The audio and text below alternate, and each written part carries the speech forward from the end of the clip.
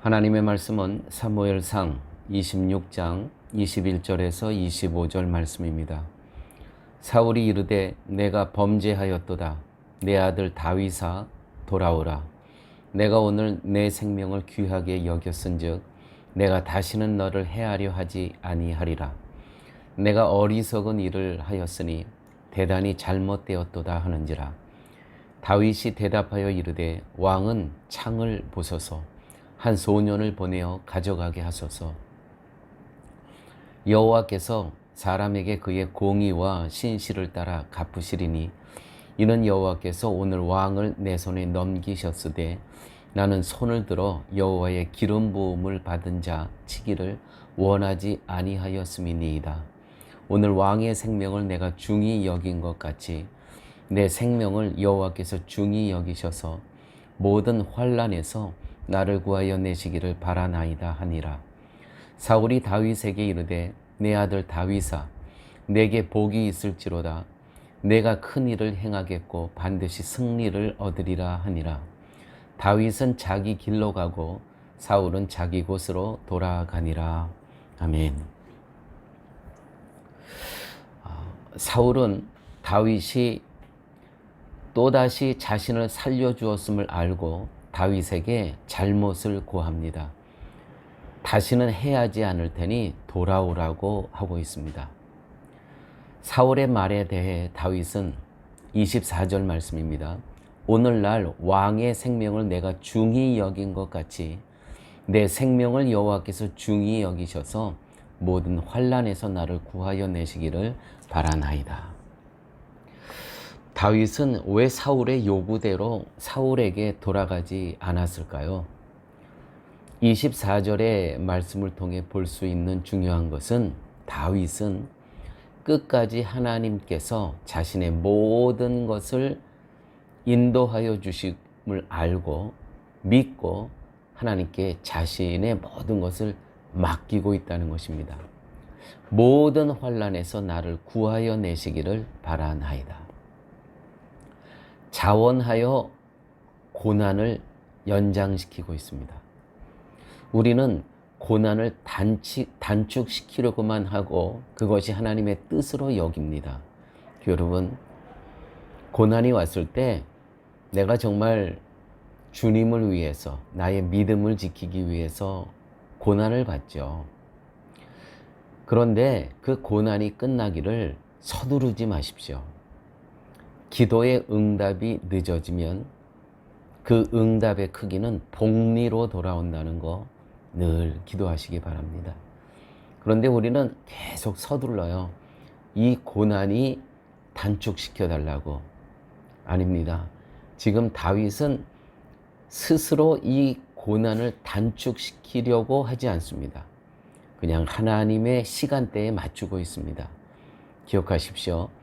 기도의 응답이 늦어지면 그 응답이 복리로 돌아온다는 것.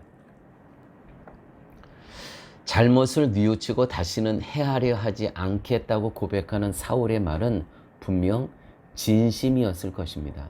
그렇다면 다윗이 사울에게 돌아가면 편안한 삶을 살 수 있지 않았겠습니까? 그런데 다윗은 내 생명을 여호와께서 귀히 여기셔서 모든 환난에서 자신을 구하여 내시기를 바란다고 말하고 자기 길을 갑니다.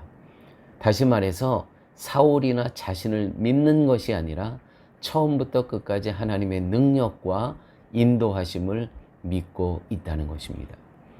다윗은 모든 문제를 하나님의 뜻 중심으로 하여 풀어나갑니다. 하나님께 맡기고 하나님의 뜻에 순종하는 삶의 태도입니다. 하나님의 뜻을 어떻게 알 수 있나요? 그렇다면 하나님의 뜻 너무 추상적이지 않습니까?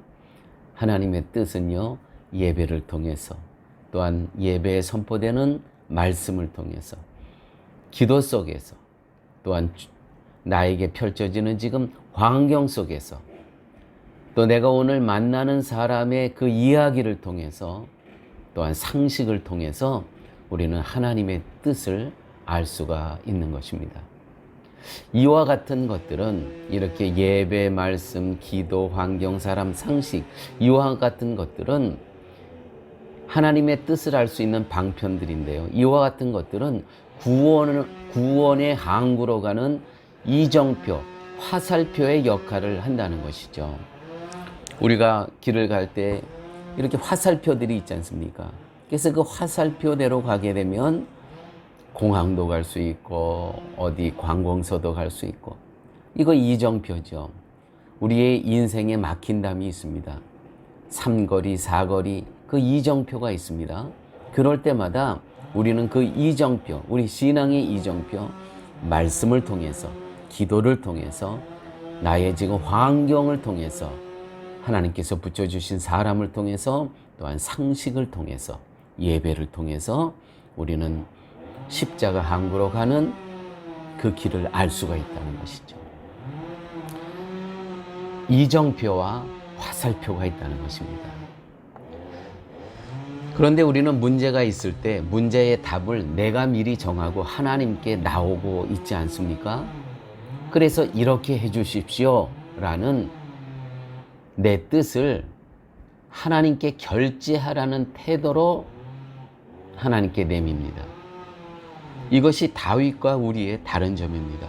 하나님 앞에서 내 뜻이 팔팔하게 살아있고 내 뜻이 꺾여야 한다는 것에 대해서는 우리는 냉담합니다. 이것이 우리를 참된 신앙에 서지 못하게 하고 있는 것입니다. 하나님께서는 하나님의 뜻을 가지고 우리에게 오시는데 우리는 우리의 뜻을 가지고 하나님께 나아가겠다고 하니 결국 하나님과 나 사이에 추돌이 생기는 거 아니겠습니까? 그리고 마치 다윗이 야복 강가에서, 야곱이 야복 강가에서 천소와 씨름을 하면서 지지 않으려고 길을 쓴 것처럼 지지 않기 위해 하나님께 매달리는 식의 삶을 매번 그렇게 살아가고 있지는 않습니까?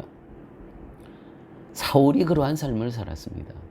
이러한 모습은, 이렇게 야곱이 야복 강가에서 천사와 씨름하는 모습은 평생에 한 번이면 충분합니다. 그런데 우리는 이것을 매일 하고 있다는 것이죠. 하나님이 나를 훈련시키는 것이 아니라 내가 하나님을 매일 훈련시키는 죄를 범하며 살아가고 있다는 것입니다. 우리의 잘못된 신앙이 고쳐지지 않으면 우리는 사울처럼 잘못된 길을 고집스럽게 갈 수밖에 없음을 아셔야 합니다. 교회 여러분, 우리는 어떠한 신앙의 길을 가고 계십니까? 하나님만 바라보고 그리스도께서 가신 그 길을 쫓고 계십니까? 히브리서 10장 36절 말씀입니다. 너희에게 인내가 필요함은 너희가 하나님의 뜻을 행한 후에 약속을 받기 위함이니라.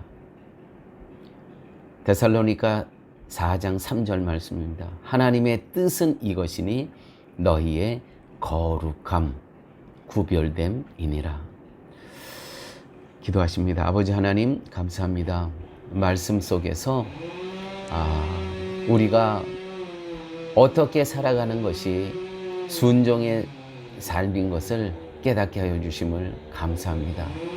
아버지 하나님, 다윗은 자원하여서 고난이 단축되기를 원하지 않고 자원하여 그 믿음의 삶의 길이 하나님의 뜻에, 시간에 맞게끔 자기의 삶을 드렸던 그러한 이야기를 오늘 말씀 가운데 들었습니다.